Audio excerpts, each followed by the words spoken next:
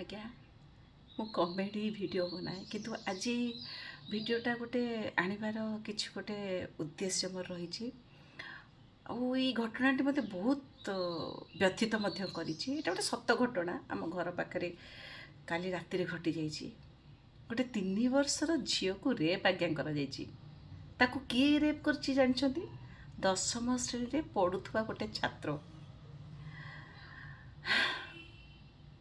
झीलटीर बापा माँ मूल लगी चलती तो माँ घर काम बाहर काम कर जाइथिबा समय रे से 10म श्रेणी पढ़ुथुवा पुओटी ताकू डाकी नहीं रेप करिछि।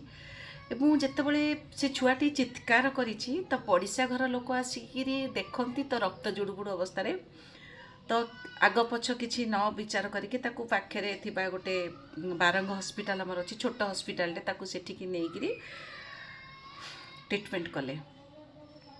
एवं तापर पुलिस को खबर दिया गला।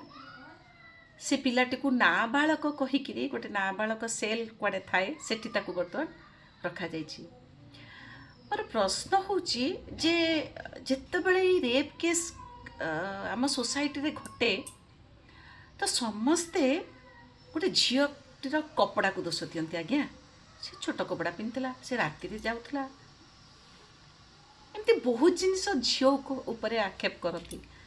मत आज्ञा गोटे कथा कहतु ये 3 वर्षर छुआ से को कपड़ा पिंधि कि ताकू गोटे 10म श्रेणी रे पाठ पढ़ुवा पिला ताकू रेप कला। इथिरे आज्ञा आमे काहाकू दोष दबा?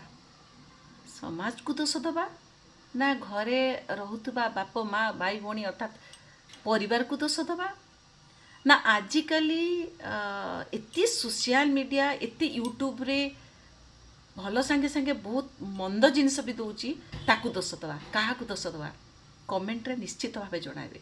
आपनको कमेंट रे कौन उत्तर रहला मते निश्चित भावे जणाइबे। राधे राधे।